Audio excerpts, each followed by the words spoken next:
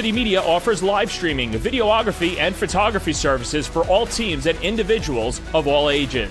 In business since 2010, we are the trusted source when it comes to sports media coverage. If you have a big game that needs to be filmed or live streamed, or an athlete in need of action photography, reach out today and save 15% when you mention this ad.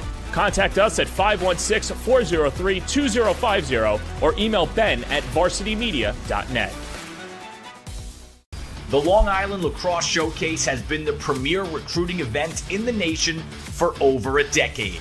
Led by high school coaches in Nassau and Suffolk counties, our event annually draws the biggest and best college coaches.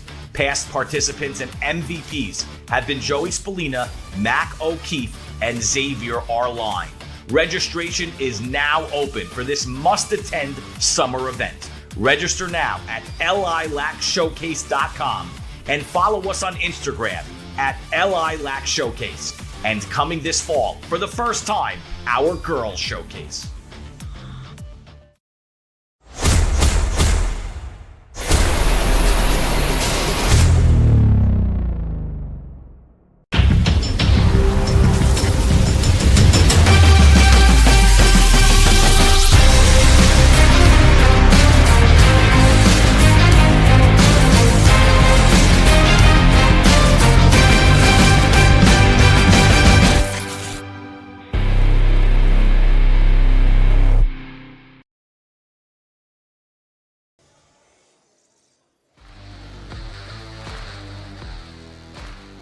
From Tom Cassis Athletic Fields in Port Jefferson Station, the Varsity Media Sports Network presents this Suffolk Division II showdown between the visiting Redmen of East Islip and the Warriors of Comsewogue. Well, good evening, everyone. Dylan Butler alongside Mike Hungerford and our entire Varsity Media crew for what should be a fun one in really what both teams think this is kind of midterms for them. They get into the meat and potatoes of their league schedule now after playing some non-league games. You see the Redmen right there of East Islip. They're 6-2, 5-2. Second-year head coach Tommy Zumo thinks that this construction project that he's got going on where he's trying to mold this athletic team, it's a school known for their football program, but he's bringing some toughness off the football field. He's got some talented players as well, and he says this construction project is actually ahead of schedule. Yeah, definitely. I think they're much improved even over a year ago, and he's playing with some younger guys. And when you play with younger guys and they have talent, you're just going to keep getting better.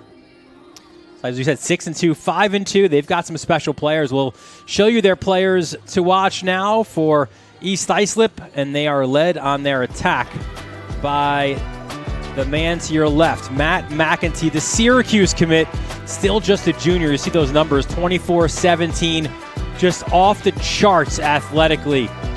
He was top 8 running the 300-meter in state qualifiers this year. That's how athletically gifted he is. And on the back end, it's Anthony Affronti, the senior, one of the captains. Zumo calls him the Hammer, and he kind of puts the punishment on guys in what is a very physical and athletic league. McEntee, you're going to see a player with tremendous speed, tremendous athletic gifts, but he combines that with, I think makes him so great is he's nearly ambidextrous. He can play with both his hands really, really well, and he's got tremendous IQ. So when you take someone who's got that athleticism and all those things and mix it with the other stuff, it's going to be really, really fun to watch. On the other side, the Warriors of Comsewogue, 5-3, 4-2 on the season. And if we know anything from the years of Pete Mitchell as the head coach in his 25th season, that he'll have his Warriors. They got that blue-collar mentality, Mike. They've got terrific goaltending, 8 goaltending All-Americans, and a really good one between the pipes today. And they will get after you. They're going to ride. They're going to clear. They're going to be very physical, and that's just sort of the identity of Comsewogue lacrosse for as long as Pete Mitchell has been here. Sure, when you come here, you better be ready for a fight because you're going to get one. You know, Coach Mitchell's guys play really hard.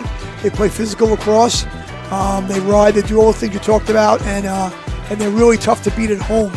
Very strong team. When you come here to Port Jeff Station to play them, and you better be ready to go. We'll take a look at their players to watch now, and for Comsewogue, some special guys as well. Justin Bonacci He'll not go too far to go to Stony Brook, but you see his numbers. Terrific leader, a senior, 25 and 21. Mitchell, who's coached some terrific players here at Comsewogue, says Bonacci is different. He's special. He's a problem for anybody out there. And on the other side, they've got a lot of versatile and multi-purpose poles. And Ryan Fleschner is the guy there, one of 2 Adelphi commits on this Warriors side, and another guy as well who will bring that physicality. We might also see him taking some face-offs here tonight. Sure, those guys, defensively, they'll play zone, and they'll get after it a little bit, and they'll pressure you, and they'll chase you around a little bit, and they'll see if you're ready to handle that physicality and that pressure all game long. We'll take a look at the starters for both of these teams now, and for the visitors from East Islip. Your attack is Heffernan, McEntee, and Baldino. Baldino's that lefty in that group. Your midfield unit, Parker, Malinowski, and Burns. And then your defensive group, Affronti, Cooper, and Allen. What a great story Andrew Cooper is as well. He was a short stick, actually offensive midfielder just 3 months ago. And because of injury, because of needing someone in that role, he has stepped up in a big way. A football kid, and Tommy Zumo, you see there, 2nd year as the head coach. There he is, out of Islip, 2001. He says, as a result, really, Cooper is the unsung hero of this team. Sure, Coach Zumo, been around a long time, a tremendous player, and very well known in club circles as well. Has come to take the head coaching reins here. I think he's done a tremendous job so far. Yeah, started coaching in 2006 with Deer Park, Connecticut, Islip. The previous 7 years as an assistant. He runs the Legacy Lacrosse travel program as well. Played in Major League Lacrosse as well, and a terrific guy for this program. And in the cage for EI, they've got a good one in a sophomore, Drew Walendowski. 78 saves, 55%. He's solid and even-keeled in the cage. That's what you want, right, from a goalie who's going to face some shots. Yeah, he's a smooth player. You see him in there, he just gets, he's got great hands, good rebound control, never seems too high or too low, kind of just takes it all in, and, you got to be even-keeled in this game because some balls are going to get past you, and once one's in, you got to make the next one. I'm not sure if you noticed in that starting lineup graphic, just 2 seniors. Everybody is back, which makes this team certainly a team to be reckoned with, not just this year, but in the future as well. For the Warriors of Comsewogue, let's take a look at their starting lineup here tonight. There's a freshman up top. That's hard to break the starting lineup as a freshman at Comsewogue, but Anthony Marino is doing that.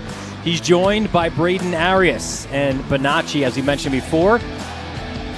There you see the Rock, Dylan Rocchio, James Krieg, and Doug Anicelli, and Delicato, Fleschner, and Sakachio for head coach Pete Mitchell. 25th season at the helm, at 1987 graduate of Comsewogue. 33rd overall season here as part of this coaching staff. One of the true greats on Long Island. Great coach, and done a tremendous job here.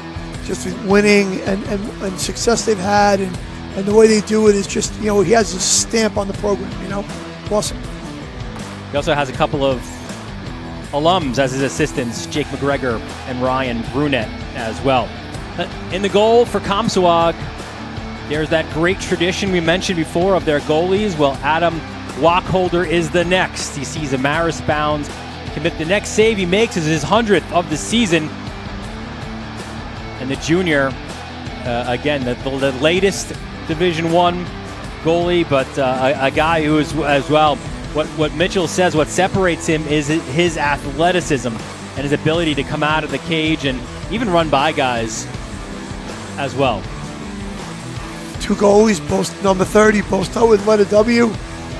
I'm going to make that mistake at some point tonight, I guarantee it. It's East Islip, and it's Comsewogue, and it's all right here on the Varsity Media Sports Network. Opening face-off coming up next. You're watching the Varsity Media Sports Network, the home for New York high school sports. Now is the time to order a college recruiting video with Varsity Media. College recruiting videos can save thousands of dollars on college tuition and help land a spot on the team. Our videos include your best plays set to music with spot shadowing effects to help you stand out from the competition.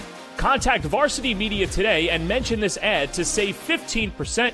Call 516-403-2050 or email jeff@varsitymedia.net. Varsity Media offers live sportscasts for any event. Our productions include announcers, multiple camera angles, graphics, instant replay, and so much more. Hankinson getting it back. Hankinson going in, dropping it back. The shot of the goal! That's it! That's it! Norton! Pittsburgh, the Class A champions! If you want to enhance your event or make the experience better for your viewers, reach out to Varsity Media today and learn more about our live sportscast. Contact Varsity Media at 516-403-2050 or email ben@varsitymedia.net. Are you a local business looking to advertise? Well, Varsity Media is the perfect place for you. We offer affordable rates both inside our live stream broadcast and through our social media channels. With coverage all over Long Island targeting the 16 to 54 demographic, why not take advantage and advertise today? For pricing and inventory availability, contact us today at 516-403-2050 or email ben@varsitymedia.net. Varsity Media offers live streaming, videography, and photography services for all teams and individuals of all ages. In business since 2010, we are the trusted source when it comes to sports media coverage. If you have a big game that needs to be filmed or live streamed, or an athlete in need of action photography, reach out today and save 15% when you mention this ad. Contact us at 516-403-2050 or email ben@varsitymedia.net. You're watching the Varsity Media Sports Network, the home for New York high school sports. Now is the time to order a college recruiting video with Varsity Media. College recruiting videos can save thousands of dollars on college tuition and help land a spot on the team. Our videos include your best plays set to music with spot shadowing effects to help you stand out from the competition. Contact Varsity Media today and mention this ad to save 15%.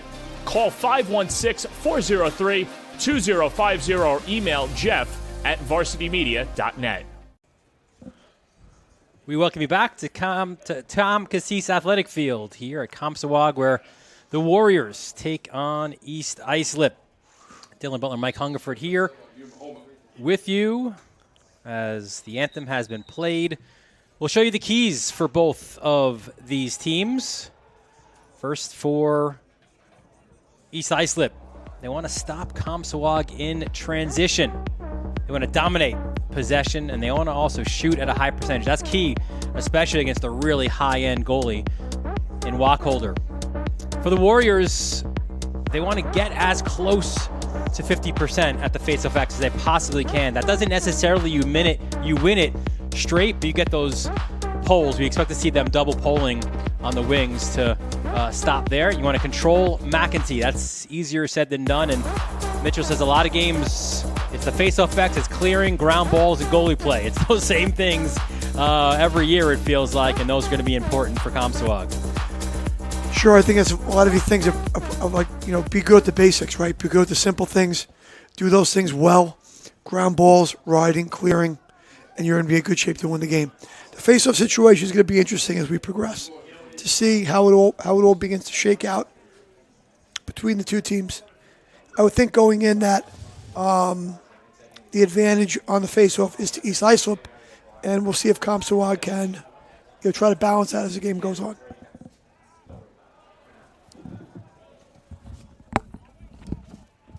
So here we go to the face-off X. And you see on the right, Stephen Coleman for East Islip. Opening face-off goes Comsewogue's way as Herwoski ends up getting the win. Great job by Marino like that, jumping out. The lefty jumping out quick and seeing that ground ball because it was quick possession off the rear exit. And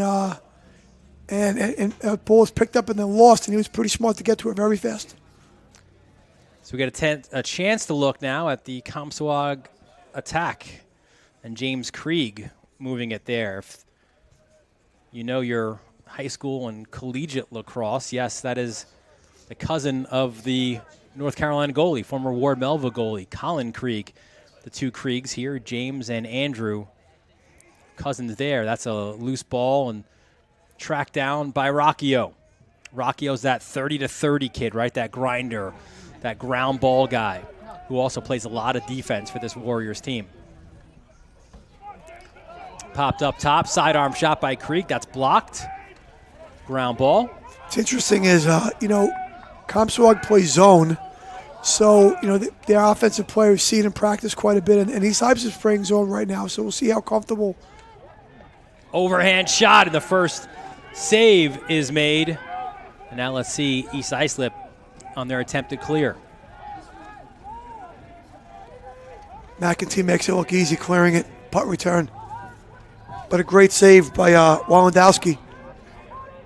They feed the crease on a better save, the 100th of the season for Wacholder. And there'll be a push. But excellent goalie play early on, Mike, between these two. Both have one save each, and both are pretty difficult. 24 is Ryan Parker. You get to the far side, they'll dodge from there. Charlie Heffernan goes top shelf, and East Islip takes the 1-0 lead. I like Heffernan's actions right there. His body, the way he moved his body, the way he slid down and found space. You see here, he fades as they push. So it's a push-pull relationship. He fades, gets to his right, and slides back, gets his left and slides back to his strong hands right, stick on the inside, and buries that one.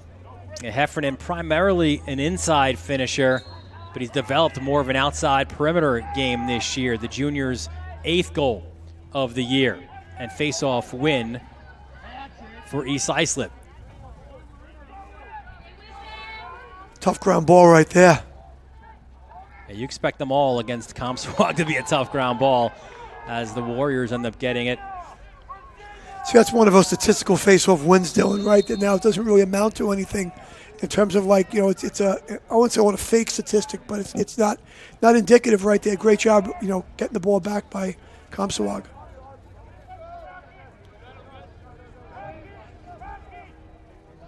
Up top, Bonacci. And he'll get it to Arias. Arias, a junior.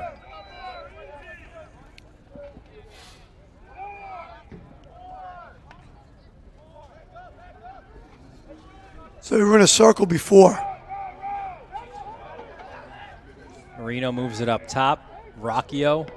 Sidearm shot by Bonacci. That goes wide, but the backup was there. See how both teams plan to attack each other's zone here a little bit. They have a lock here. Looks like McEntee, a little bit of a ghost lock off the restart. Yeah, off of Rocchio.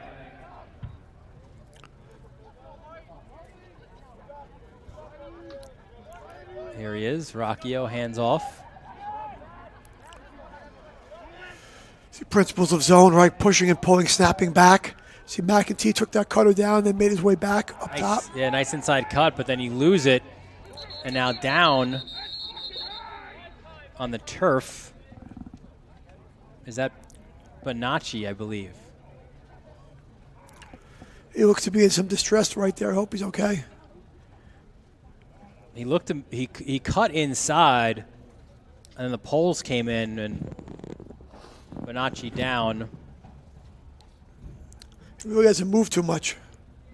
Not a great sign. He's had a fantastic senior season, and we certainly hope that he'll be all right. We'll take a quick break as Bonacci gets looked at. You're watching East Islip and Comsewogue right here on the Varsity Media Sports Network. Don't forget to subscribe to our YouTube channel for upcoming schedules and content, and on social media at Varsity Media. Are you a local business looking to advertise? Well, Varsity Media is the perfect place for you. We offer affordable rates both inside our live stream broadcast and through our social media channels. With coverage all over Long Island targeting the 16 to 54 demographic, why not take advantage and advertise today? For pricing and inventory availability, contact us today at 516-403-2050 or email ben@varsitymedia.net. We welcome you back to Comsewogue. That's a good sign. As you see Bonacci jogging off the field. Yep, looks like he's probably going to be okay. Wind knocked out of him maybe a little bit. So as we return, you see it's East Islip looking for a clear, and you can see the ride set up now for Comsewogue. Comsewogue looks like they're in those attackmen right. They're about to attack when that whistle blows. But they've got a short stick down. That's McEntee down there. McEntee, they listed as an attackman in the starting lineup, but he's going to do a little bit of everything. Yeah, he'll attempt now the punt return clear, and great job at just that. And again, we mentioned at the very top, but that's a guy who was top 8 in the state qualifiers for the 300 meter. That's exactly what you wanted him to do. Some things you can coach and some things you can't. If you can run around, it's a skill in itself. Low to low, shot wide.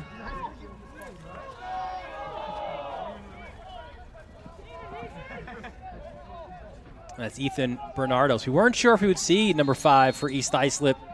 Has been banged up. Missed a few games as well, but he's back. There's Heffernan, the goal scorer. Quick movement. You're going to see Comsewogue's going to do some different things in the zone. They'll press in some spots. They'll really press out, either with the pole or the short stick. They have these hot spots they play the ball really hard in.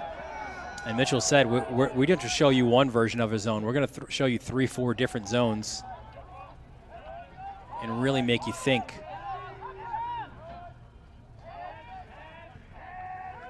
Two-man game at X. Bernardo's ball on the carpet. See, one thing about playing zone is, one of the things offensively is just crisp stick work goes a long way, because the more you can make the defense start to rotate and stretch and snap back, the stick work kind of gives you the advantage there. But when you don't throw in the ball up and guys win the windows and the good spots, it makes it very tough. And now some numbers for Comsewogue. Low shot and the goal, and we are tied. And it was Bonacci to do so. He loaded that one up and went low to low on that one. That was a great shot to beat Walendowski. Kind of an unsettled situation there out of the clear. Got a little broken. Dylan Rocchio picks up the assist, his 16th of the year, and for Bonacci, goal number 26. Sometimes the best way to play against zone is not to play against it. Get down there and try to get some early offense before it becomes they pack it in. But nice. turnover on one end, Dylan, becomes a goal on the other end, right? Horowski gets the face-off and the GB. Good scrap right there by Comsewogue. Just what you expect from a Pete Mitchell coach team. They're going to scrap it out. And we showed you that percentage at the beginning of the game, right? Just 32%, but Horowski trains with Connor Farrell, of course, now in the PLL and former Sachem East great. So he works with him as well as Tommy Kelly. And Mitchell thinks that by the time the season ends, he'll be a lot more comfortable. He just needs to get more comfortable in it. There's not a face-off guy as part of the Comsewogue staff, so he has to go outside to get those reps. Sure, it's definitely a skill, but if you're not experienced in coaching it, if you don't have a person on your staff that's experienced with it, they have to go outside, and they also have to just get reps, and getting games and over time, get comfortable. Connor Farrell, by the way, I don't know if you've had the opportunity to shake his hand. There's not a person, I think, on planet Earth who has a stronger handshake than Connor Farrell. And I remember that as when he was a middle linebacker at Sachem East. Nearly broke my hand. Good attributes for a face-off guy. Got some good rapid ball movement going on here by Comsewogue. They're in kind of like a sideways 3-3 look. Just rotating, carrying, cutting under, throwing back.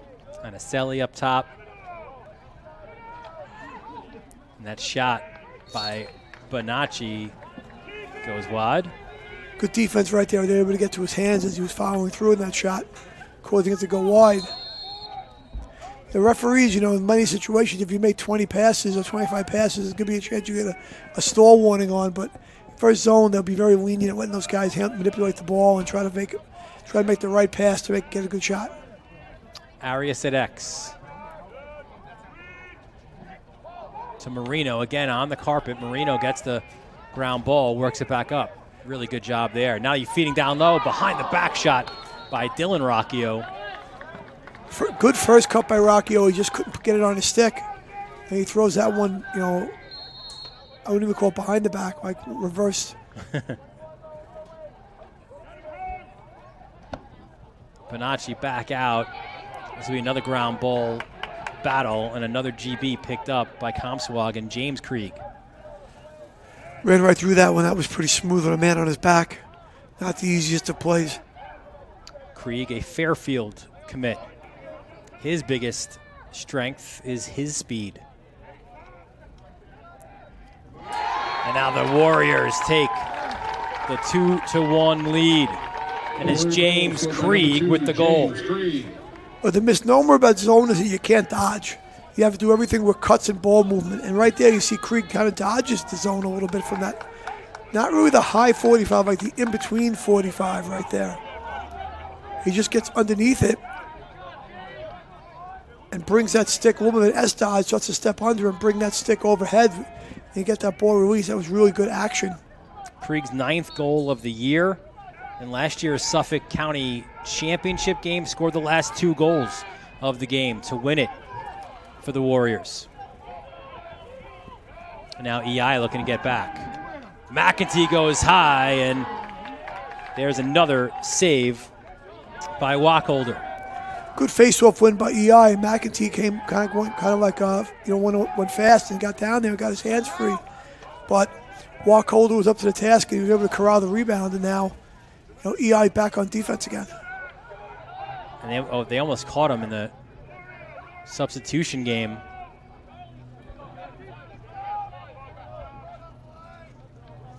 They could if you have short possessions, the Comsewogue guys can kind of put a little bit of a stranglehold in the game a little bit. Here's Bonacci.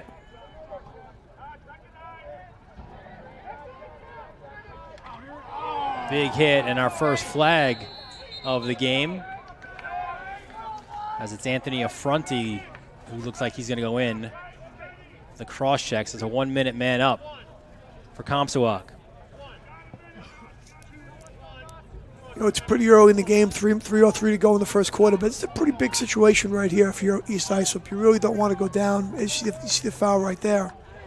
You really don't want to go down by too many goals, even though you've won the majority of, not been too many face-offs so far, but 4 of them. But you've won. You feel like you have a strength there, but still. So first man up for either team. Here's Marino. Bonacci. 2-2-2 to a 3-3. Nice cut in action right there. There you go, goal line extended. That high shot over the net by Rocchio. Rocchio can show some good quickness right there and the ability to get underneath a little bit. And you see, those guys are so used to playing against zone in practice that some of the actions, some of their stick work around the goal is very slick. You have to be able to handle an approaching defender differently than you would in man-to-man in some situations.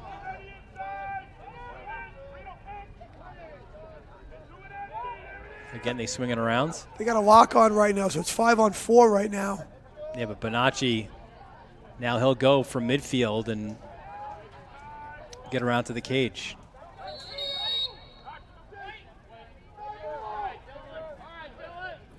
Good job by East Islip trying to take Bonacci out of the man up a little bit. Now he's in the crease, but Look, they're trying to get that lock on him again. It looks like, oh, they're out of it now. And we're even.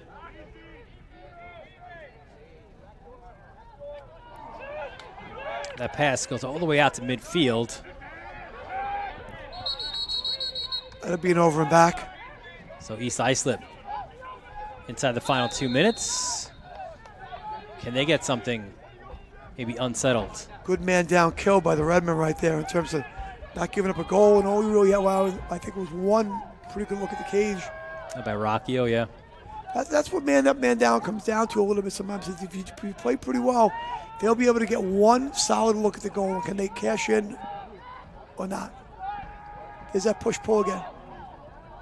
Shot wide of the mark by Ryan Parker.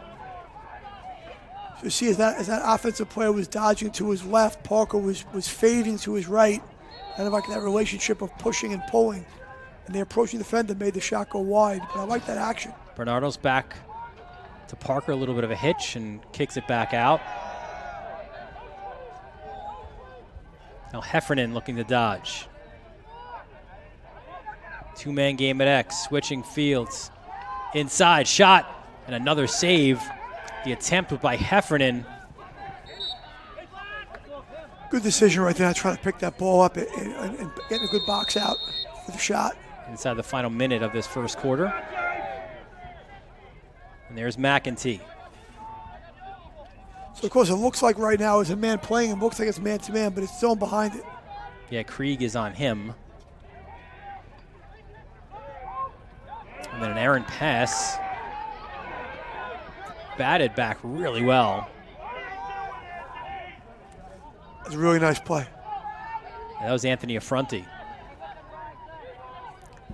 And that allows you now this one more possession as this first quarter comes to an end.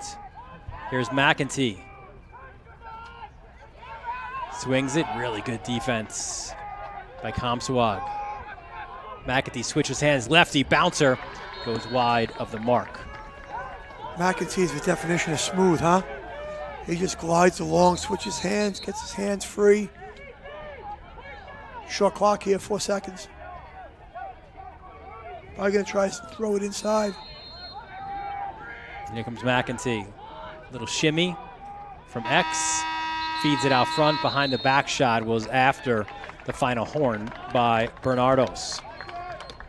So Charlie Heffernan gave East Islip the early lead, but since then, the Warriors have responded in a big way. How about that shot by Krieg? He's got one, Bonacci's got one, and Comsewogue has a 2-1 lead after one. East Islip, Comsewogue right here on the Varsity Media Sports Network.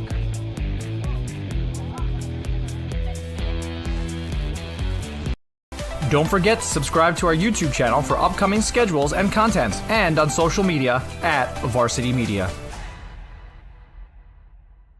Varsity Media offers live streaming, videography, and photography services for all teams and individuals of all ages. In business since 2010, we are the trusted source when it comes to sports media coverage. If you have a big game that needs to be filmed or live streamed, or an athlete in need of action photography, reach out today and save 15% when you mention this ad.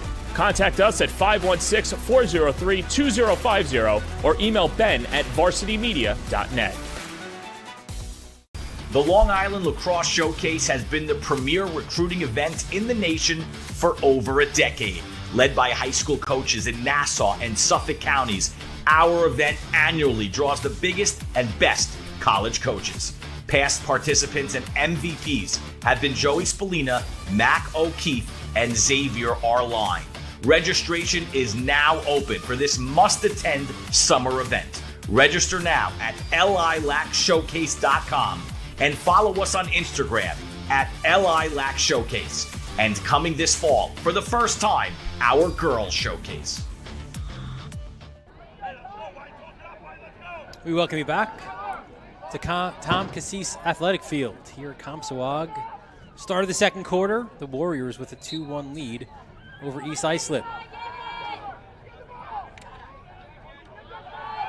Face-off won by EI as Charlie Kalinowski came away with it, and Zumo will call timeout. Yeah, I think he got out of it as Coach Zuma was looking to see retain possession right there, and it was used for timeout. So they'll have to clear the ball. It'll be probably about the 45-yard line, I think, when they have to clear it. That'll probably be the first thing I talk about in the huddle, right? Getting it cleared. Here's the standings right now in Suffolk Division II, and again, this is a little bit different than what we see, I think, in Nassau, right? Where it's a jumble. Well, at least all of these games count towards your league standing, but then you kind of separate in the postseason. So you see Mount Sinai, Bayport, and Shoreham. Well, they'll battle in the C's. East Islip, West Islip, Comsewogue. They're all competing in the B's as you get to the playoffs. And so is Hauppauge right there. Won again today. Beat Rocky Point 8-1. The surprise of Suffolk. Hauppauge, Coach Conan doing a great job. So Mount Sinai, they got that signature win over Bayport, that tight win. And what a job that they're getting from Jake Spallina this year, the Mustangs. This is a kid who's facing off, he's staying on, he's scoring goals, he's playing defense, he is everywhere for the Mustangs. Old school midi. Old school midi.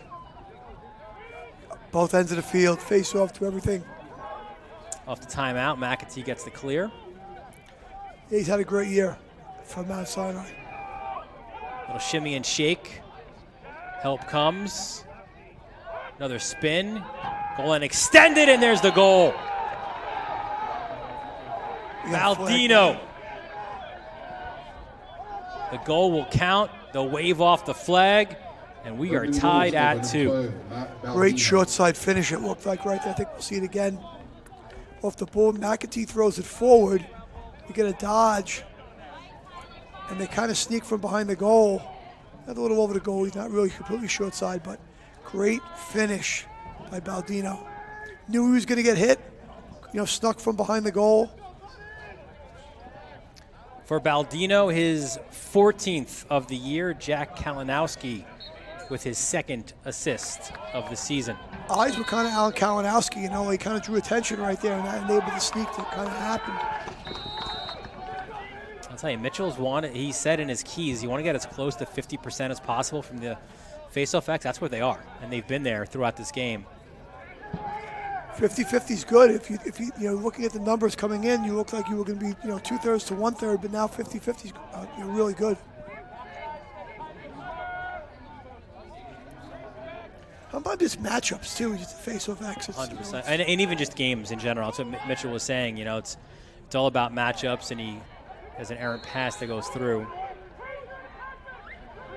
But he said Shoreham struggled against Briarcliff, and he said we played Briarcliff, we beat them up pretty good. So it's even in games itself, right? It's all about matchups and how each team matches up against each other. Absolutely.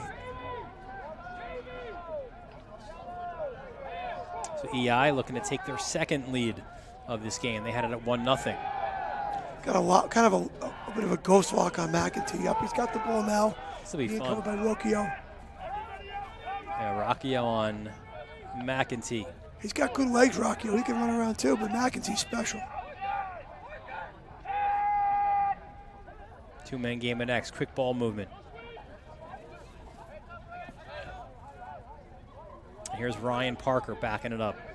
Sophomore, also football player, probably the 2nd best overall offensive player on this East Islip team. Kind of that do-it-all grinder. Here he comes. Quick swing, low shot, side netting. Good action though. Dodge from the high wing, throw it forward through X, out the back, and try to shoot, beat the rotation on a quick shot. You know what Soap calls that, by the way? You know what Soap calls that, Brian Soper? He calls that a mom goal. A mom goal, sure. Yes. No. Tommy. No, he didn't score. Kind of like that. All right. Coach Soper with a win today. Good for him. Attaboy. Little how you do. So a solid back and forth right here, Dylan. Between the two teams, filling each other out a little bit. See if someone can get hot. An attempted pass by Krieg. He somehow gets the GB back. Good decision to go back to Bonacci. And Bonacci's another one of those guys where, like Mitchell says, he just is 110% every practice. Like he's got to come to him like, why did you dive at the crease during a 3-on-3 drill? He's like, it was there. That's my only chance. I had to get the goal. Some people have that in them, and some people don't. It's one of those things. Good closeout. And then getting eaten up by a multitude of defenders was Krieg. That was a good no call by the officials. With some action in there, but some people would want to call that, but leave that alone. Good clearing job by East Islip.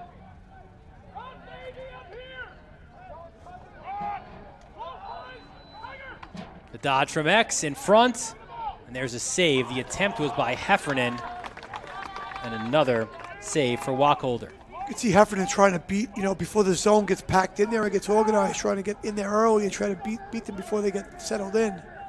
Wacholder's 4th save of the game.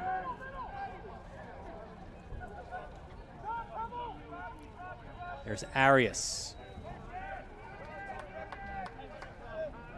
I think I've seen more teams than ever before playing zone doing this year.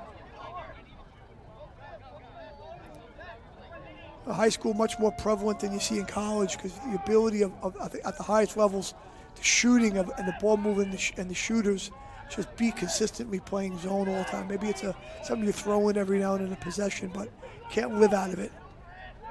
Nice look and he doesn't need much, does he? Bonacci with the finish. By number 20, Justin Bonacci. Great teaching point right there is Bonacci coming to the ball, right? Like he's not waiting for it to come to him. He meets the ball and drives his way through it. And then he has that, the wherewithal. Here it is, sneaking from X, running through the ball, catching it on the run, and shooting that little sidearm low to high fadeaway, beating Walendowski.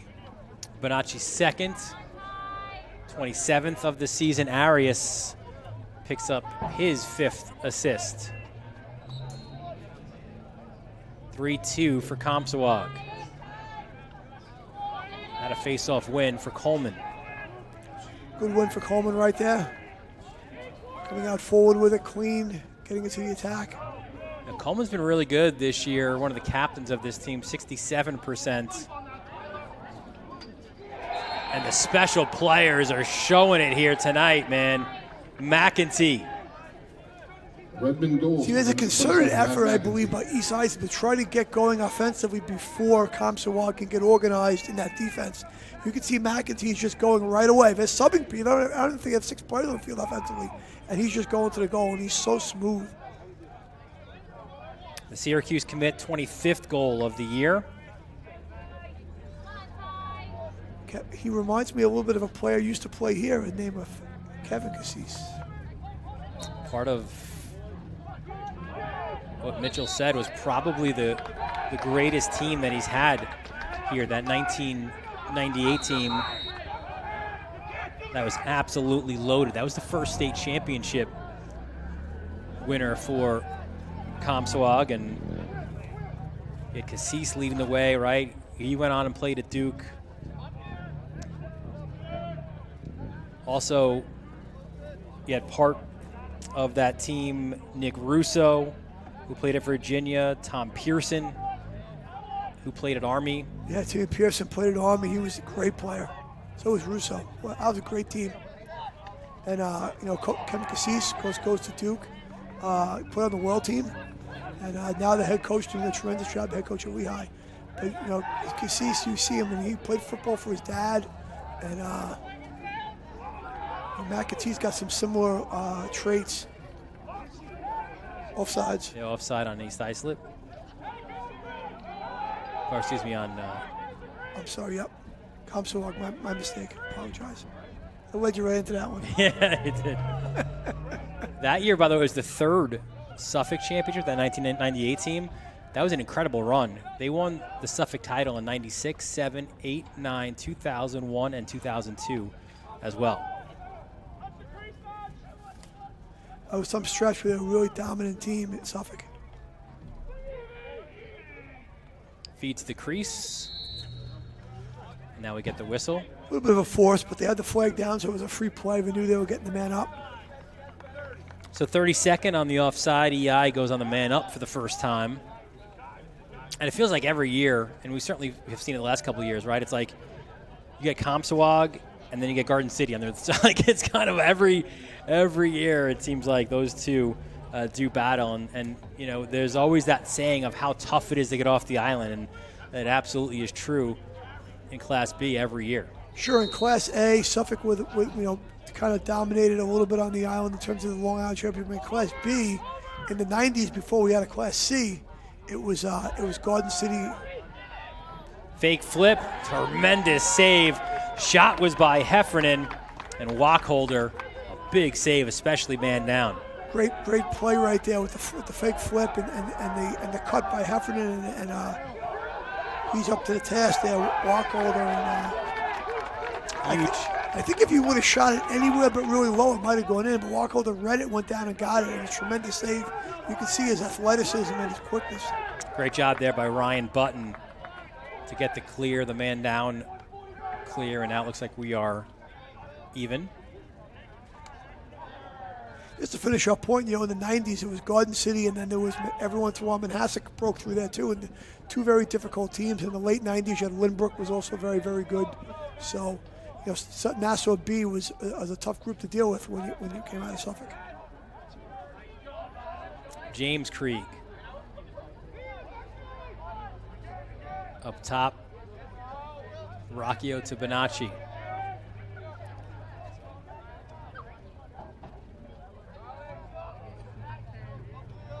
Bonacci's a guy, too, tremendous vision, and he's unselfish. As good a player he is at dodging and finishing, he makes sure that he gets his teammates involved as well. See him just trying to, drag, throw back, cut, replace. Trying to outnumber the defense, maybe 4 versus 3 on one side. You do that by quick ball movement. There's a shot attempt. That time they threw it across the back, they had a cut, and then came in behind it with a step down, trying to outnumber the defense on one side. Marino had the shot. It was funny, Mitchell said he was all over Marino, struggled against ESM, but then meanwhile he gets the tying goal and the assist on Bonacci's overtime winner. Good closeout on defense right there. So Mitchell said it must have been all my yelling at him.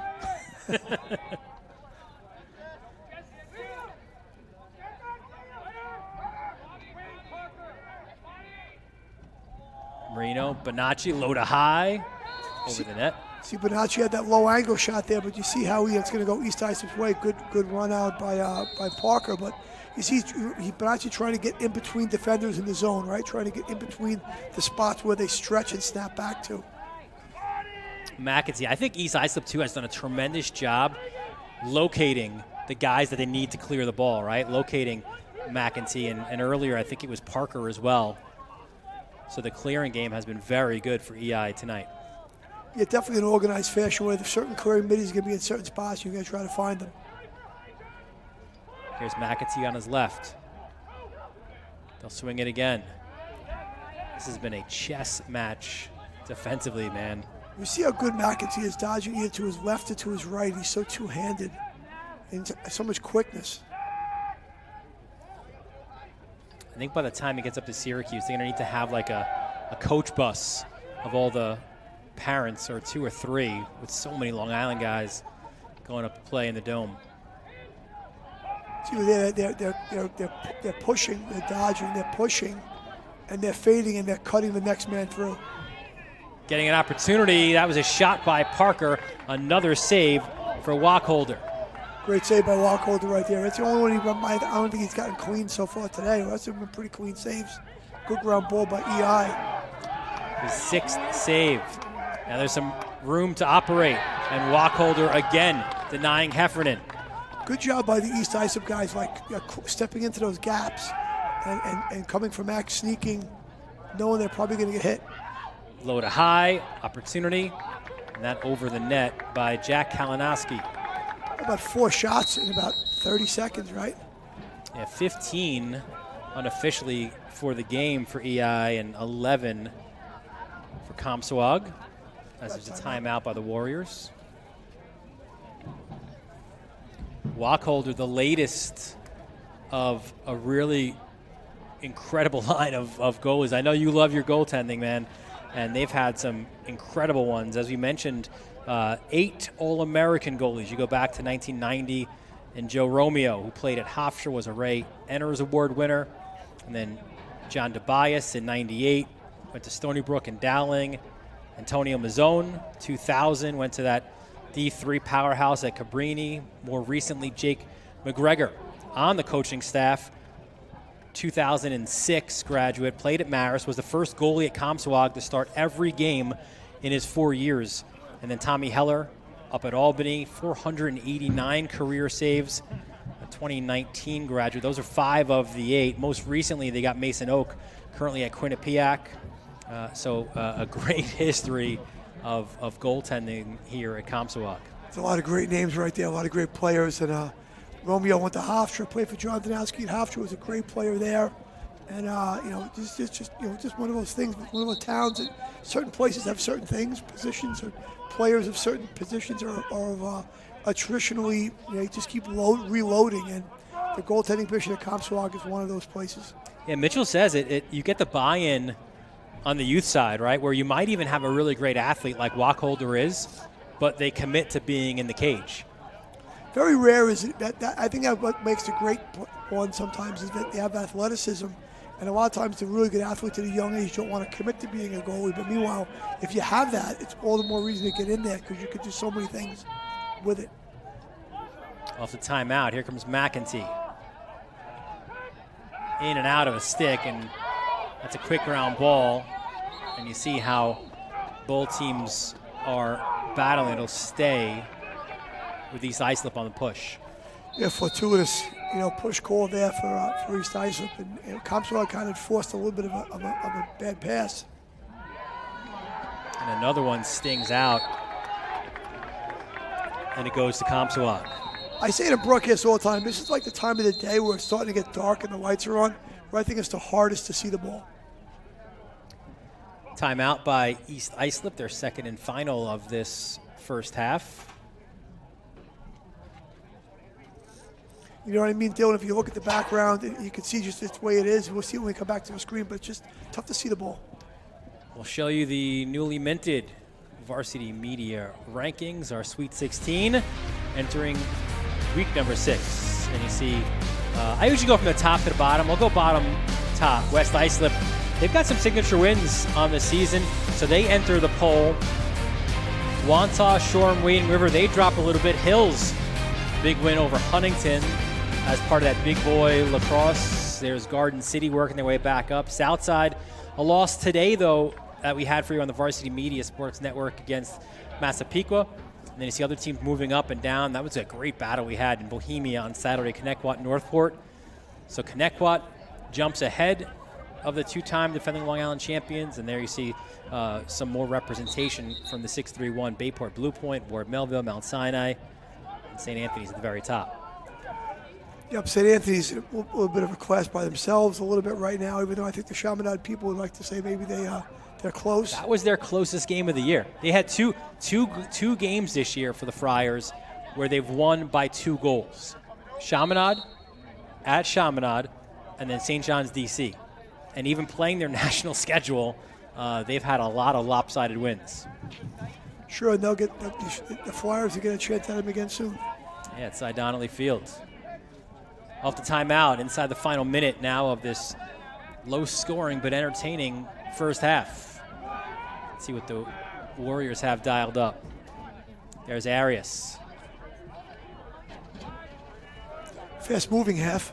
It has been, yeah. Krieg back to Arias. Bouncer and fielded well there by Krieg inside the final 30 seconds. And now Mitchell will use his second and final timeout. But you mentioned the history and incredible stuff. 10 Suffolk Class B championships for Comsewogue, 2 Long Island championships. That was 98 and 2002. And And it always kind of seems, right, like as hard as it is to leave the island, a lot of times those teams leave and win a state championship. So those same years that they won the Long Island Championship, they won the New York State Class B title in 98 and 2002. And this year, Coach Mitchell's guys, they were preseason number 1 in Class B. Thinks that, listen, we're playing pretty good, hard-working group. They've got some senior leaders, a lot of young guys.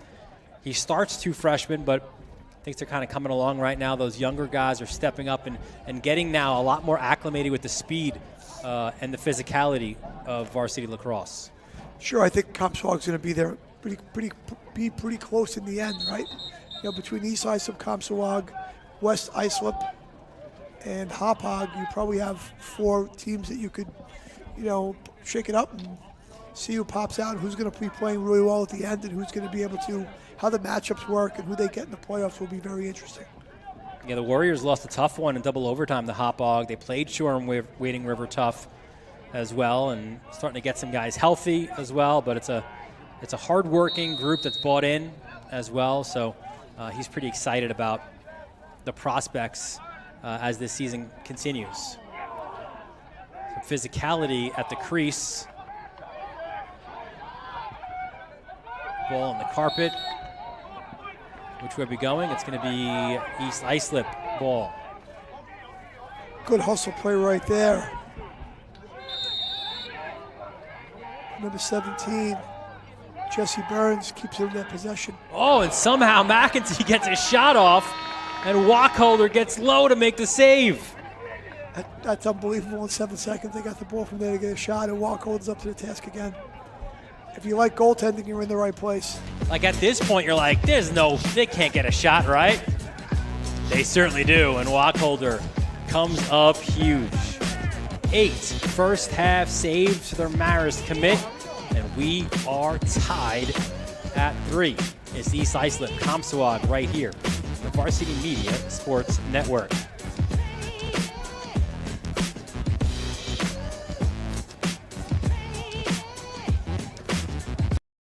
Don't forget to subscribe to our YouTube channel for upcoming schedules and content, and on social media at Varsity Media. The Long Island Lacrosse Showcase has been the premier recruiting event in the nation for over a decade. Led by high school coaches in Nassau and Suffolk counties, our event annually draws the biggest and best college coaches. Past participants and MVPs have been Joey Spallina, Mac O'Keefe, and Xavier Arline. Registration is now open for this must-attend summer event. Register now at lilacshowcase.com and follow us on Instagram at lilacshowcase. And coming this fall, for the first time, our Girls Showcase. Varsity Media offers live streaming, videography, and photography services for all teams and individuals of all ages. In business since 2010, we are the trusted source when it comes to sports media coverage. If you have a big game that needs to be filmed or live streamed, or an athlete in need of action photography, reach out today and save 15% when you mention this ad.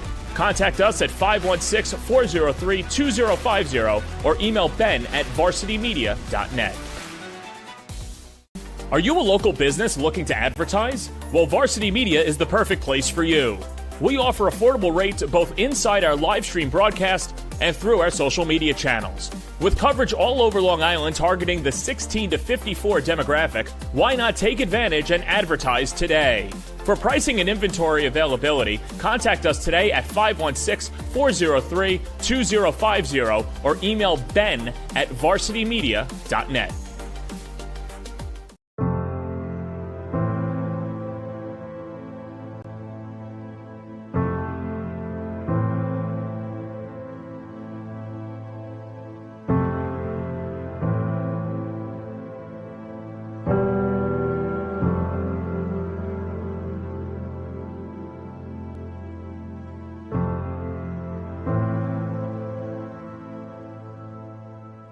Hi, I'm Gene Sterator, CBS Rules Analyst and longtime sports official.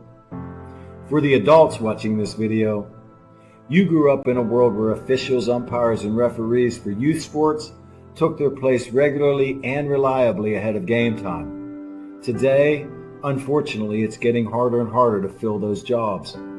Videos showing abusive treatment of officials multiply on social media, and there have been consequences for the dreadful behavior of players, fans, and coaches. Massive shortages of officials now lead to games being canceled, and the positive effects of athletic competition are at critical risk for this generation and those to come. I'm hoping we all can begin to see youth competition through a different lens. Today, mistreatment of officials has become normalized, and we are facing an abnormal future where no officials to hire means no games on the schedule. Any call, any decision, any human effect on wins and losses has become subject to not just withering criticism, but physical threats. There's a vicious cycle at work. Fans chase away officials, and there is a smaller pool to draw from, which makes it harder to get quality, well-trained people in position. The entire game suffers. Did you know, according to the National Federation of High Schools, 80% of new officials quit the game after just 2 seasons because of abusive behavior from the stands and sidelines? This sort of verbal abuse and threatening behavior takes a toll on all officials and makes them leave the game altogether. Did you know, from 2018 to 2022, an estimated 50,000 high school referees, roughly 20%, have quit. Half of the remaining referee population is at least 50 years old, but young officials are rarely staying more than 3 years in the job.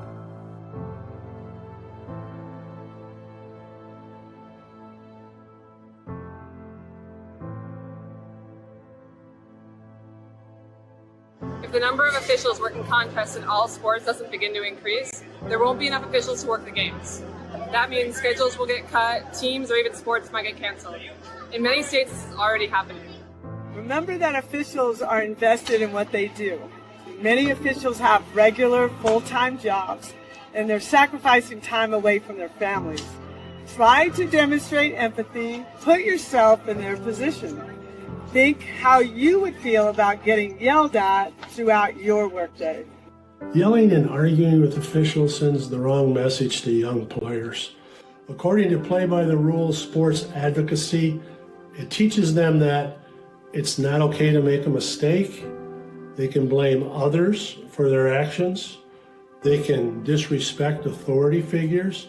And it's okay to be rude and selfish. You know, officials enforce rules, keep competitions fair, and make player safety a priority, allowing youth sports to be a valuable arena for growth.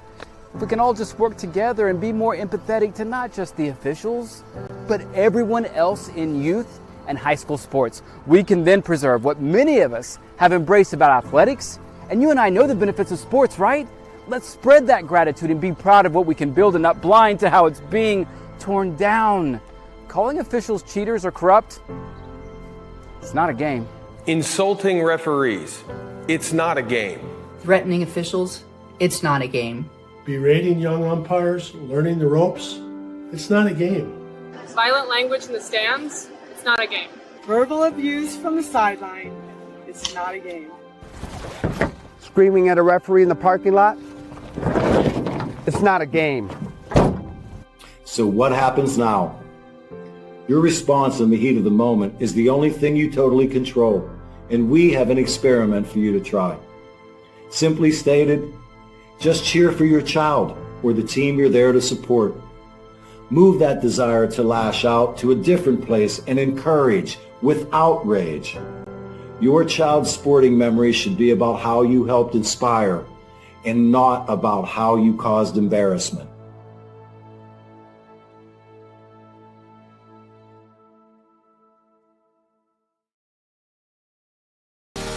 You're watching the Varsity Media Sports Network, the home for New York high school sports. Now is the time to order a college recruiting video with Varsity Media. College recruiting videos can save thousands of dollars on college tuition and help land a spot on the team. Our videos include your best plays set to music with spot shadowing effects to help you stand out from the competition. Contact Varsity Media today and mention this ad to save 15%. call 516-403-2050 or email jeff@varsitymedia.net. Varsity Media offers live sportscasts for any event.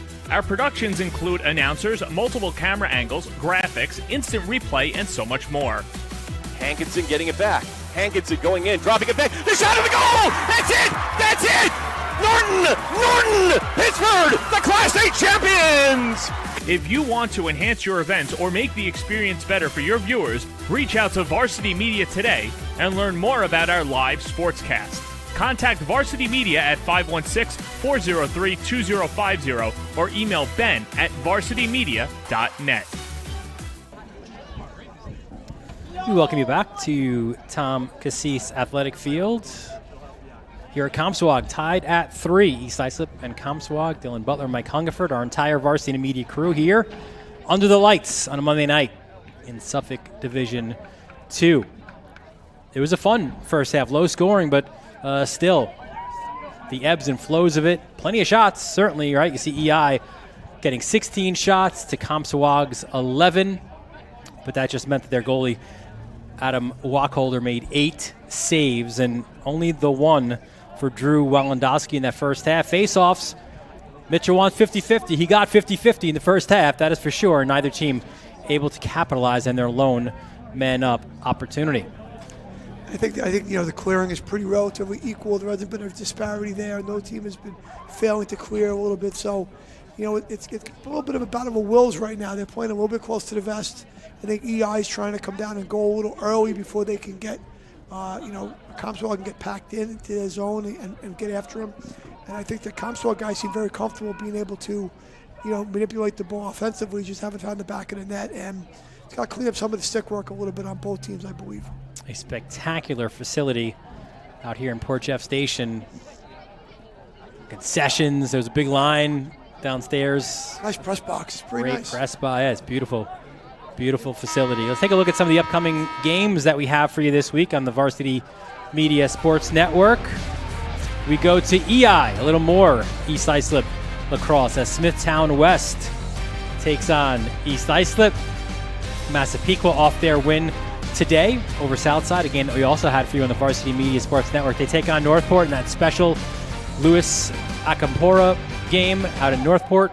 And then the granddaddy of them all, you see in the top right of your screen, the 139th edition of the Woodstick Classic. And then the Dalers and the Braves and Big Boy Nassau Lacrosse back out here. West Islip, Bayport, Blue Point. And then the Dalers and the Chiefs. They don't like each other too much in those neighborhoods. That should be a lot of fun. High noon on May 13th for that one. Confirming you're not on the call that day. No, you don't want me mic'd up for that. I'll stick to the sidelines. Look at this. This guy does everything, man. He clears, he wins ground balls. He's going to the cage. There's the pass, shot, and a save. A great sequence starting there by McEntee, and then another save for Wacholder.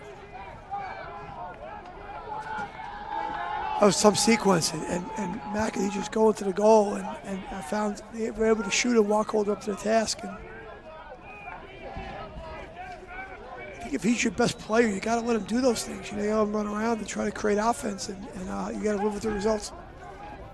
A year ago, Comsewogue won this matchup 14-8. Bonacci on that night had 5 and 4. James Krieg 4 and 2. Michael Katz, who graduated, had 3 and 3. And by the way, Wacholder in that game had 14 saves. Great stick work defensively. Similar to what East Islip did before, was they dodged through forward out the back and tried to beat the rotation. Not beating that one, though, as James Krieg gets his second of the game as the Indians, the Warriors, take the 1-goal lead. Good finish by Krieg. Just on the cut. Really doesn't fully cut, kind of slides down to that in-between spot, somewhere between 10 to 15 yards above the goal, where it's kind of like in between zones. And is able to find the back of the net. Mitchell says he kind of comes in as a little bit underrated at times, right? But he's got the speed. And we mentioned before what he did in the Suffolk County Championship a year ago, scoring the final 2 goals. First 2 face-offs of this second half, won by East Islip. And Krieg, similar to McEntee on the other side, just a clearing machine. Both those guys have the have speed to burn. And out of the box, here comes McEntee. They go long pull right away on him. Little skip from goal line, extended, that shot wide.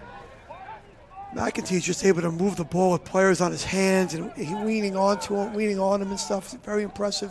And they're able to get a great look at the cage there from that, throw it forward and come around the back of the goal and beat the rotation. They just couldn't finish. Here it comes again. Splitting defenders, firing high, Walkholder, another save. His 10th of this game. Walkholder is the star of the game right now. East Islip could be ahead by 2 or 3 goals. He hasn't made so many saves. And there's been good looks. He's made the saves high, low, everything. And this is the other part of his game too, where offsides. Yep. I was going to say that's another part of his game now where he can get up the field and he himself could be that one-man clear.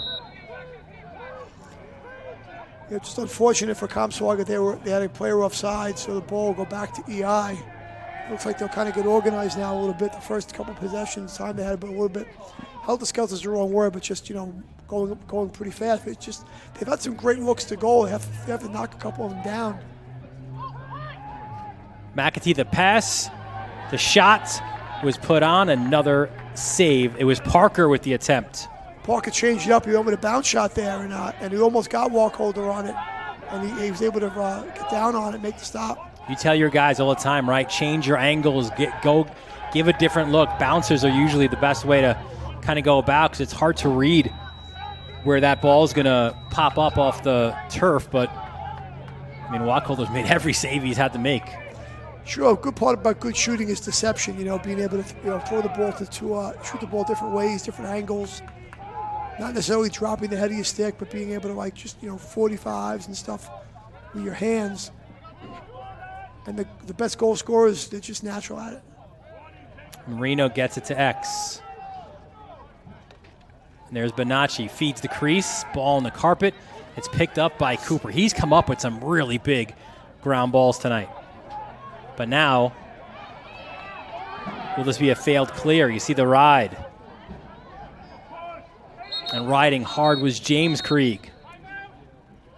And he forces an early timeout from Zumo here in this third quarter. That's how valuable each of these possessions is.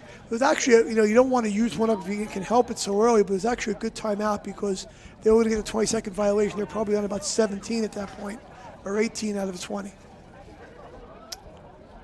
East Islip, as their head coach, Tommy Zuma, said, we are in our midterms right now, starting tonight with Comsewogue, and then you've got Smithtown West. Another game we'll have for you on the Varsity Media Sports Network. They head up to Pelham, they go to Sayville, and then they're home for Islip. But in terms of that, is listen, especially between Comsewogue and Smithtown East, where do we stand, he said, in Class B? Are we just another team that's going to try to compete for the playoffs, or are we going to make a name for ourselves and maybe get home field advantage and set ourselves up for success in this postseason? That starts now for East Islip. Well, I think Smithtown West is that other team we didn't mention before, the four before in Class B. If it becomes the 5th team in terms of where we all headed to get to the end of the season and where the season's going to lie.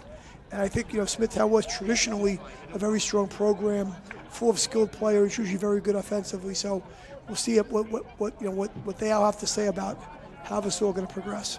And Bobby Multisanti's got a great face-off guy as well, and that's the funny thing too that Mitchell said. Among other funny notes, he said, "Listen, it feels like everyone we play has got a great guy, right? You got Schwartz at West Islip, and CJ's fantastic, and Cottage at Smithtown West. Even Coleman here has been very good. Spallina at Mount Sinai.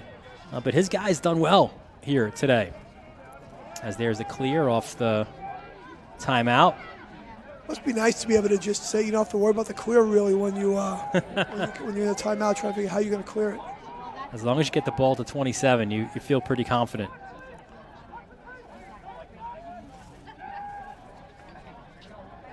And those are the passes that have been troublesome, right, for East Islip?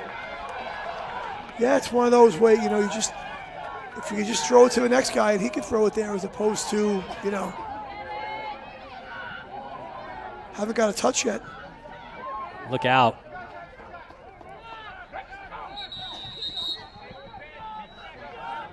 And yep, it'll be East Islip ball. Yeah, but they never got the ball. They never got the ball into the box.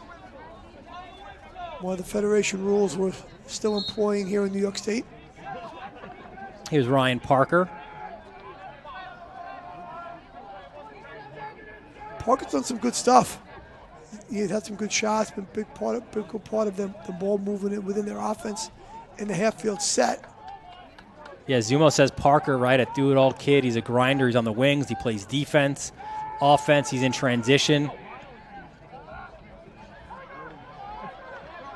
He says McEntee and Parker are like ebony and ivory. They just go so well together. That's one of those tough turnovers right there. Just, you know, stick work and stick handling, you know, not being up to par in that possession. Here comes Krieg. Offsides by East Islip. Again, yeah. We've seen both teams now. I'll tell you, it's one of the better marked 50-yard lines I've seen in most fields. So it's not like they don't know where the line is. It's just effort and giving effort there, but you can't. You get that big, thick line, right, at the 50. So with the flag down, free possession here for Comsewogue.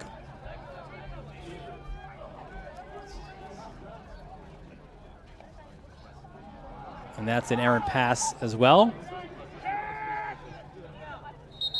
It goes out, so we'll have the penalty now. So a 30-second man up for Comsewogue. See what they bring out here with the extra man.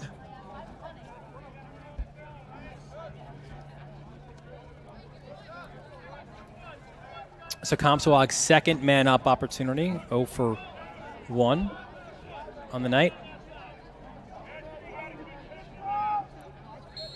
I don't think either team wants to fall too far behind the other, and a 2-goal lead for Comsewogue could be pretty significant right here.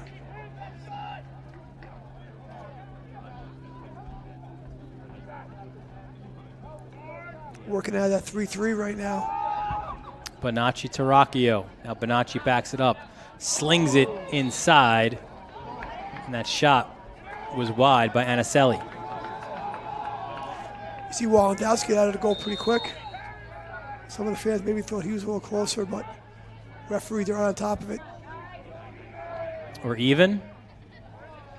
Bonacci backs his man up. Good kill there for East Islip on the man down. Good defense by EI, but we'll have another flag. A little over-exuberance with the stick by Jesse Byrne.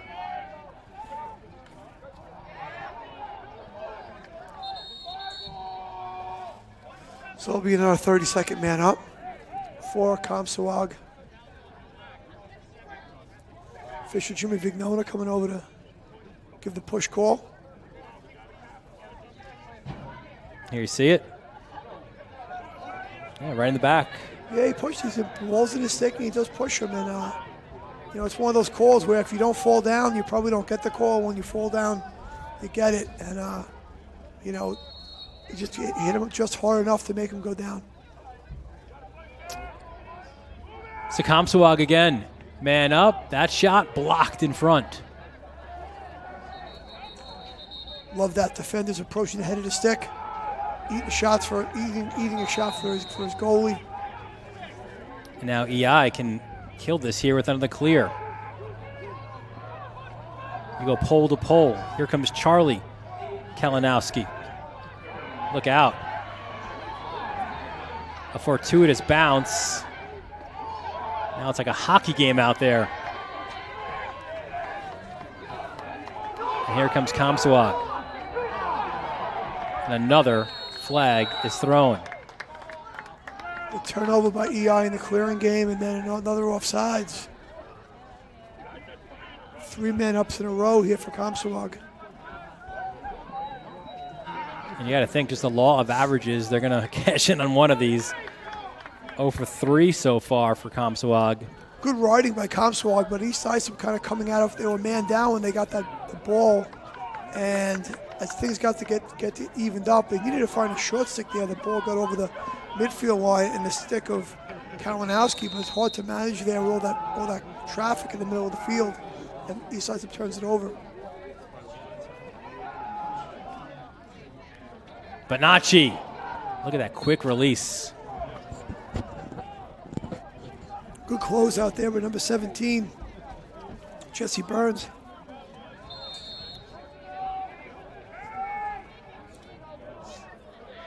Krieg inside, and there's the goal by Bonacci. In the rotation right there, look, they're playing a 5-man rotation, man down, and Bonacci just finds space in that high crease and turns and rifles that ball to the goal.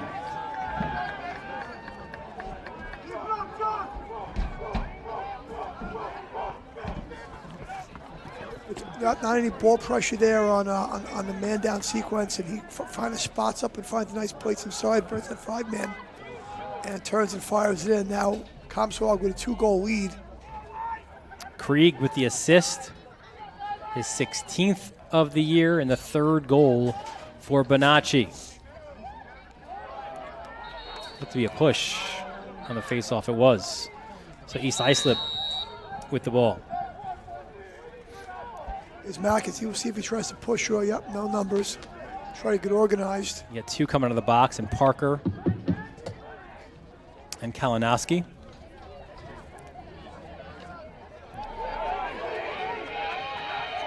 McAtee harassed. Sacaccio was all over him. Big 44. Heffernan to X. The ball's spinning a little bit now, which is good. Yeah, it feels like this is an important possession, right, as you were mentioning.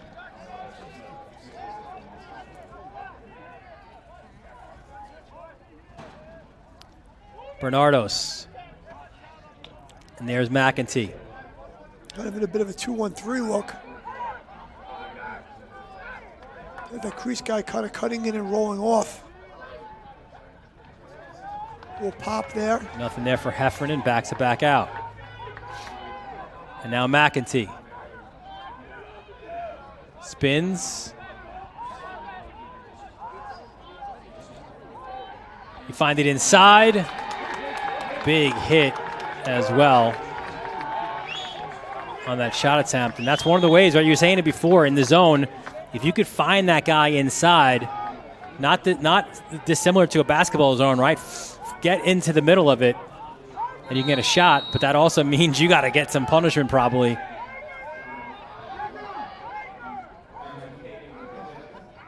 Kind of running a little bit of a 2-1-3 pop, where they're trying to roll a player off the crease and then cut another one in. Great look. Oh, Wacholder again.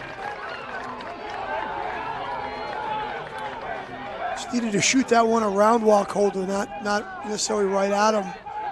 And he's up to the task. And once again, the save is clean, no rebound, and a good clearing play by Comsewogue. 12th save by our count. And Comsewogue, and maybe it's even just the possessions of those man ups. It feels like the momentum has shifted here in the second half. Sure, I think it was pretty neutral, in the beginning of the quarter, and now with those 3 man ups in a row and then the goal by Comsewogue, they've taken a little bit of control of the momentum. When your goalie's making saves are like momentum plays too.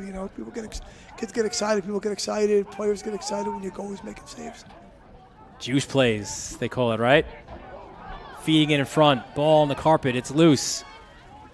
And good job coming out of his crease by Walendowski to come up with it. I'd like to have seen them keep moving that ball, probably Coach Mitchell too, moving that ball more in a circular fashion as opposed to looking right inside. Inside the final minute now, third quarter. Can EI get one here and cut their deficit to 1? Bernardos.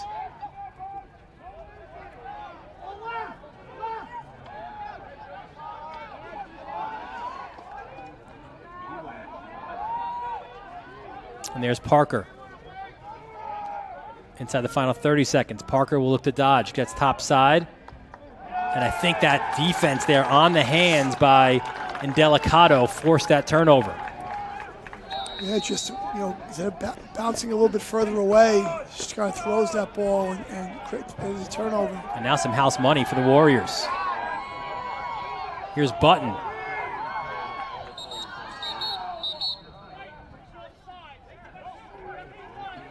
And they'll say another offside. Calling offsides on Comsewogue, it looks like. Long pass downfield. Somehow to Bernardos, and a save by Wacholder. Come on! This is the second save, Mike, at the end of a quarter. We saw it at the end of the first half, and look at this again. Just seems like it's a nothing play, right? Tremendous. Wow. Wacholder. Wow. He is dialed in, and he's got his Warriors leading 5-3 after 3.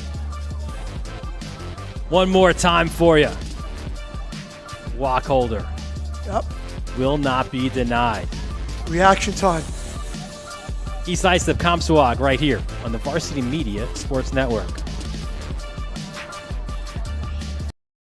You're watching the Varsity Media Sports Network, the home for New York high school sports.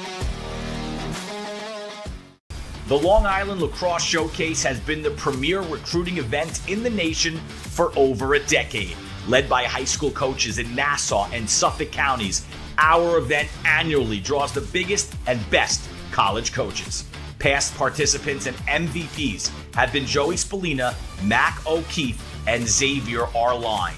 Registration is now open for this must-attend summer event. Register now at lilacshowcase.com and follow us on Instagram at lilacshowcase. And coming this fall, for the first time, our Girls Showcase.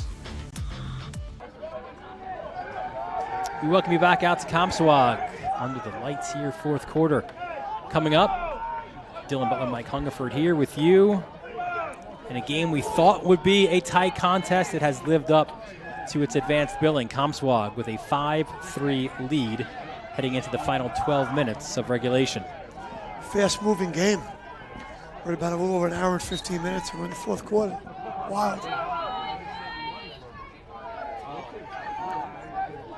And the difference in this one has been Adam Wacholder, the latest of a long line of great Comsewogue goalies. You got some great ones at Farmingdale, and the same is true here at Comsewogue. Sure, Wacholder's been excellent tonight. He's been the difference, for sure. EI has had really good looks and just hasn't been able to cash in. He's stoned them a few times. They've missed a few, and I think part of that is maybe him in there unnerving you a little bit, and you don't want him to save it, so you just, you're a little nervous by shooting it, and it goes wide. Good goaltending can do that to you sometimes. Yeah, 13 saves for him.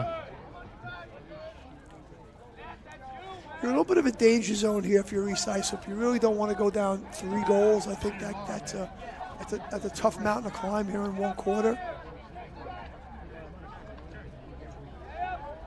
By the way, did you catch my missed opportunity of a call in that Connecticut Northport game? Tyler Moore's nickname, the lefty midi at Connecticut, is Danger, right? So he scores the goal, and in my head I'm thinking highway to the danger zone, right? A little Top Gun. And I said step into the danger zone. It's a horrible job by me. You get through Demis time at some point, I think, Dylan, you'll be all right. What's that? We won't hold it against you. I appreciate that. Teamwork.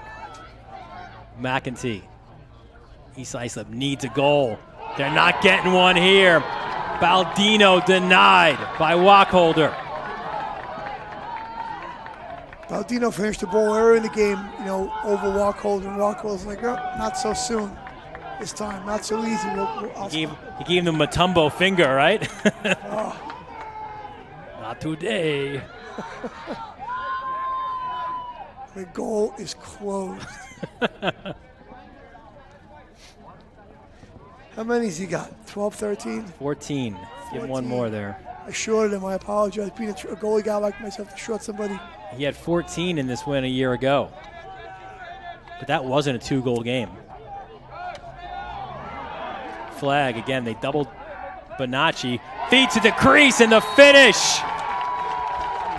That was pretty from Comsewogue. And Braden Arias finishes at the crease. Great cut. Off the flag down. They had a free play.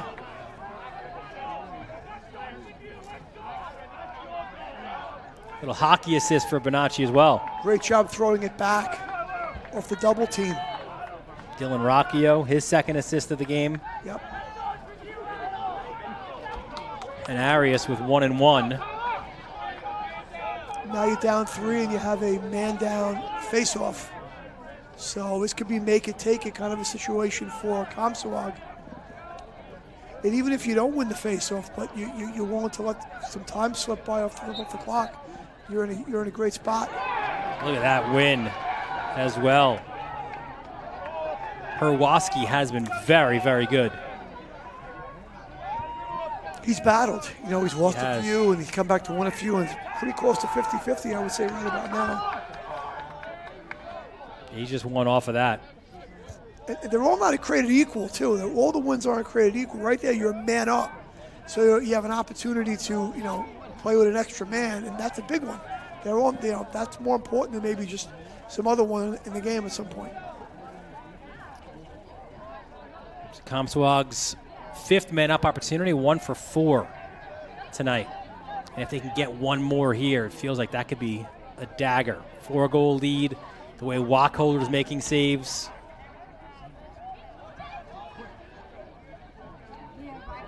Oh, but actually thought about it, then tried to get to a cutting Arias with that pass off the mark. Yeah, I think he'd like to have that one back. I think he really wanted to shoot it, and then he got closed out on a little bit and tried to throw it to the bottom to a covered player and turn the ball over. And good kill, hopefully, for East Islip's sake, for their own sake, it's a good kill right now. They got to clear the ball for some pressure. And they're struggling in that aspect of it. They're trying to identify McEntee, but he is smothered right now by Button. So EI is forced to use their second and final timeout of this second half. Some good athleticism there by Wallendaus getting the ball up the field, but now they're out of timeouts. They're going to play the next, 8:30 without a timeout. But you didn't want to fail to clear there. That would have been a bad situation for EI. Him that far out of the cage, only getting a few seconds to get back in. So I understand the need for the timeout there by Coach Zula. We take a look at the upcoming schedule for Comsewogue, and they've got a tough stretch as well. Mount Sinai, Kings Park, Bayport Blue Point, and Miller Place. It is midterms as well here for the Warriors in Mount Sinai and Bayport. You've got 2 of the better teams on Long Island. And that was a tight, low-scoring win a week ago by Mount Sinai, and you can never sleep on Kings Park or Miller Place either. So tough stretch as well for Coach Mitchell. Yeah, they'll be favored in 2 of those games, I believe, against Kings Park and Miller Place, and they'll be the underdog in 2 of them, and have to go battle. But those games are against teams in the Class C schools when the playoffs roll around. So while you want to put your best foot forward and play as best you can, in the scheme of things, the games against the B schools like we have here tonight are the ones that really make the difference. Yeah, Comsewogue, a double overtime loss at Hauppauge. That was a B school. And this one is as well. Which, like you said, it kind of just feels like it's even more important. Here comes McEntee.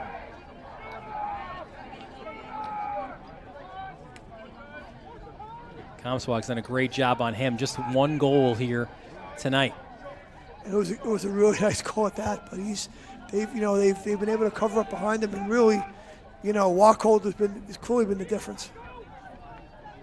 McEntee looks to dodge. Swings it. And then losing it. I think that was that Button who forced the turnover as Comsewogue comes away with it. A call push there, I think, on East Islip. Button reverses course. He gets hammered. And what's the call? Is that a timeout for? I think there's a timeout. Comsewogue, right? Yep. This is a great opportunity. We can revisit our keys because when I was thinking about a few of the things that the coaches mentioned to us leading in, I feel like right off the top of my head, at least two right now are big check marks for Comsewogue. Face-off as close to 50% as possible. They're there. They're one off of being exactly. Control McEntee, again, right? We said in the early portions of the game, easier said than done. They've done that. Clears, ground balls, goalie play. Check, and check. Check all three of those boxes. That's it. Then they cleared the ball pretty effectively right there. If you use a timeout to kind of save one, maybe a little bit right there. But goalie play, we've spoken about a lot tonight. Wacholder's done a great job. For East Islip, stop Comsewogue in transition. They haven't really had too many unsettled situations. No, the game hasn't gone that way. The game has not been a game of up and down the field. It's been a little more settled possession. And you could argue even that third point is a check mark. I think they've shot high percentage shots. They've had a lot of looks. They haven't gone in, but they've had a lot of looks, and not even the ones Wacholder has made. But I think the ones that when you miss sometimes, those are the ones you look back on and go, we had to, it would be nice if we had to make that save, see what happens. More goalies got to handle the ball in those situations, the better chance they have for one to go in. 24 shots for East Islip, 17 for Comsewogue. And I just said Wacholder has been phenomenal, 14 saves. And now Comsewogue off the timeout and off the clear. They can really just kind of move this ball around. And each possession, it potentially could be a long one. Sure, they're going to take their time. It looks like they're still in zone, but it's hard to tell by based on the formation. Yep, still in zone. 13 up top is the sophomore, Doug Aniselli. And one thing is true here at Comsewogue. We mentioned all those things in the beginning, right? Blue-collar mentality, great goalie play, physicality. Your middies, you got to be two-way middies as well if you're Comsewogue. Sure, absolutely. You got to be able to get up and down. You got to be able to play within the defense of the zone. The one thing about playing zone sometimes is you can rest a little bit while you're playing it at times in some spots, but they've been pretty aggressive tonight in certain areas of the field, short six or poles in the zone. Aniselli gets it to X. They'll play catch there with James Krieg. Kicks it out. Bonacci. Even though we're trying to manipulate it against the zone, I think they'll start to maybe give them a time frame to want to. Good stick work inside the middle of that zone. The takeaway by Andrew Cooper. And that's what zone defenses do, right? They force you into a mistake, into an errant pass, and maybe something unsettled here for EI. Here's McEntee. McEntee switches hands. That shot wide of the mark. Good change of pace there by McEntee. Kind of goes hard, slows it up, goes hard again, gets underneath, switches back to it, stick on his inside hand, and just can't finish. Low shot, Wacholder again. I got some transition here, but the EI guys do a great job of getting back. There's some really good athleticism on that side, and there's that football lacrosse synergy. Got all three short sticks trapped on here, though, on defense if you're Comsewogue. A 3-goal lead as we approach 5 minutes left in the fourth quarter for Comsewogue. And your best guys have been your best guys. Bonacci's had 3. Krieg, Fairfield commit, the senior. He's had 2 and 1.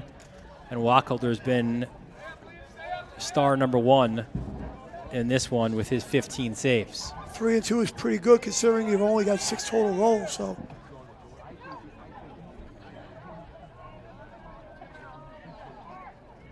I think they're going to probably tell him to keep it in pretty soon. Put the stall warning on.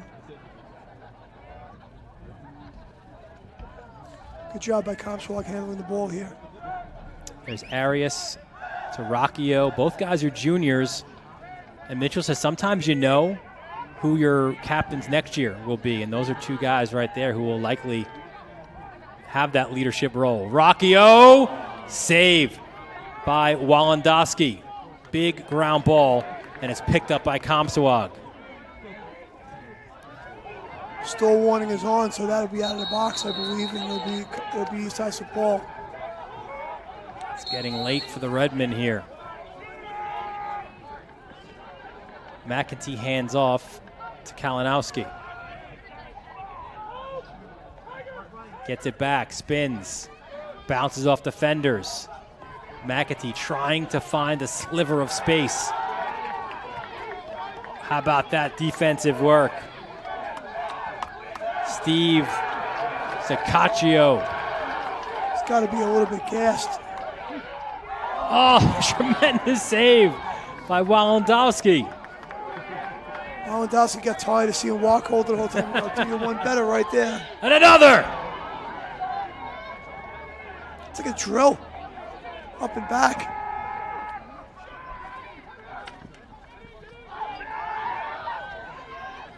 It's getting wild out there. Look at this. Pole goal! Pole goal! Charlie Kalinowski. Huge goal. How about the 2 saves by Walendowski? And Kalinowski, Kalinowski says, all you offensive wizards. You can't find a way to beat him. You need me. Just give me the ball. Coach, I'll play offense for you. Oof. All you offensive wizards, step back. I can get it done. His first of the year. And what a time to get it. 2:58 left in the 4th quarter. Huge face-off right here.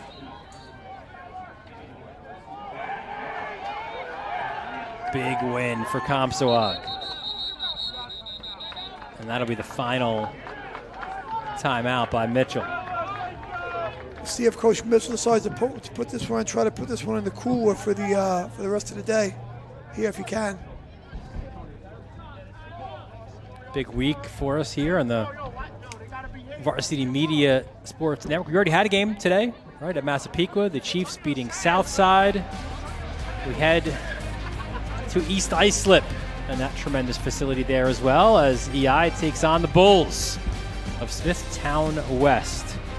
And then it's Massapequa Northport, a meeting of Class A schools, Manhasset, Garden City, Farmingdale, Syosset, West Islip, Bayport, Blue Point, and then Farmingdale and Massapequa. A lot of rivalry games, a lot of important games, and this is your home for all of it right here on the Varsity Media Sports Network. Of course, you want to hit that subscribe button here on our YouTube channel and follow us on our social media handles at Varsity Media on Twitter, Instagram, and Facebook. And then Saturday, we end the week with the Woodstick. Yeah. And I've said it before, but it's interesting, right? This is Woodstick number 139. And in each of the last 2, the visiting team has won. 2 years ago, that was the Are You Serious call, right? With Terenzi going BTB in the highest scoring Woodstick of all. And that was a special one, too, because it came off of COVID and the first time you really had a crowd and an atmosphere at Garden City. And then the Trojans go to Manhasset a year ago, and Stevie Fennell gets that OT winner and sends everybody home, at least on the Garden City side of that rivalry, happy. Off the timeout. Bonacci feeds it. Ball's on the carpet. Big ground ball again for the Warriors. He went right to the rack. So much for holding the ball.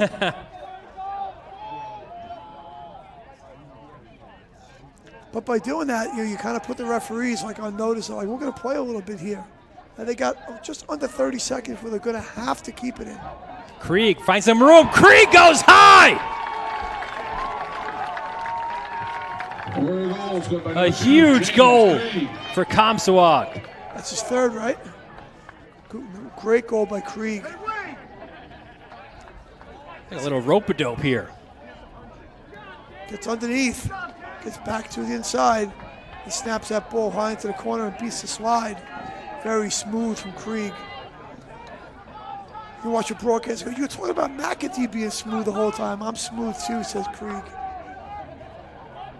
11 on the season for Krieg.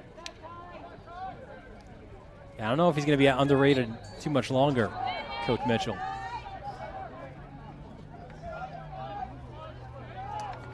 And this is what you want if you're Comsewogue. Make this one a scrap.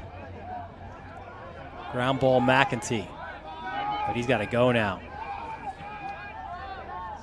3-goal deficit as we approach 2 minutes left. McEntee lowers the shoulder, switches hands. And there's another goal. McEntee gets the assist, and the goal scored by Jack Kalinowski. Red goal scored by number 8, Jack Kalinowski. He didn't want his brother to be the only one in the house for goal. But McEntee with his head up the whole time, looking, handling pressure, looking, switching hands, just throws the ball to the adjacent player who shoots the ball into the goal. And door's been closed for quite a while for EI, but they've gotten 2 in the less than a minute.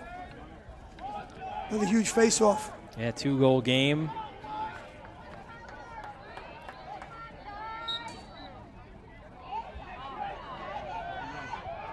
The wings again get involved. And EI comes away. Huge win. That was Ryan Parker to come away with it. No timeouts. We're going to have to just manipulate the ball here and we'll get working offensively. And out of the box comes McEntee. And he gets downhill.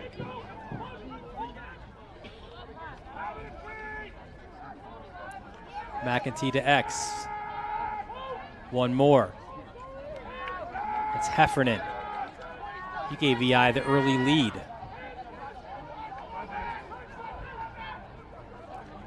From distance. Saved by Wacholder to deny Parker. Everybody streaking to the sideline for the shot, and East Islip keeps it. 16th save as we approach the final minute of regulation time. Nice look, low shot, and the goal by Heffernan. We've got a 1-goal game. I like Heffernan right there. He kind of catches that ball and puts the ball in a great spot. McEntee once again wheeling and dealing. Red goal scored by number 11, Charlie Heffernan. Heffernan's overhand and comes from high to low and puts it between Wacholder's legs. Kind of 5-holes him a little bit for the goal. So Heffernan, 9 goals now on the season, 7-6. Clean win. A massive one for Comsewogue. And Herwowski comes away with it. Now Bonacci! Goal scored by number 20, Justin Bonacci. Bonacci's like, I've had enough of this comeback. Sure, they're kind of pressing out a little bit, and he's just, able to squeeze away from that double team and get underneath. And very much like Krieg before, kind of sidearms that ball into the corner and beats Walendowski. Love his hands. Yep. Very good player. So 4th goal of the game for Bonacci. And that, you would suspect, would just about do it here. Last 2 face-offs, which again, were such an important part of the game, they go Comsewogue's way. And the Warriors, by the way, if that was the final face-off, they won the face-off battle. Impressive, like I said, they're all not created equal. Certain ones are more important than others. I think you won a lot of the really most important ones. Won the last 2, Rocchio. And they just look to play catch here. No need to go to the cage. It is unoccupied right now as Walendowski acting as the added defender. And just looped down the field, and a big win for Comsewogue. You love it, Mike, when your best players come up in big spots and play really well throughout, and that was certainly the case for the Warriors. But Nachi had 4, Krieg had 3 and 1, and then 16 saves by Wacholder. You put all those things together, and you've got a 2-goal win. Sure, the face-off battling to just a little over 50% in the face-off game, you said, right? Getting one more than half, and Wacholder with 16 saves. And you won the ground ball battle, and you cleared the ball effectively. That's going to get you a win most of the time. So Comsewogue, they improved to 6-3 on the season, 5-2 in Suffolk Division II, and East Islip. They showed some grit as well to come back late. They'll drop to 6-3 and 5-3 in Suffolk Division II. This has been a fun one. Yeah, all of a sudden we were kind of moseying along a little bit, kind of like, going back and forth, low scoring, and then at the last quarter, the fireworks exploded. All the best players turned out their game, and Wacholder was spectacular throughout. So that'll do it here from us at Tom Cassis Athletic Field as Comsewogue wins it 8-6. I want to thank everybody here on our crew. Our executive producer, Ben Turchin, our technical director, Chris Sweeney, Travis DeLuise, and Ron Pierre. That's a Ranger and Knicks fan together up there on the top of the press box. And for my broadcast partner, Mike Hungerford, Dylan Butler, thanking you for joining us from Comsewogue. We look forward to seeing you next time right here on the Varsity Media Sports Network.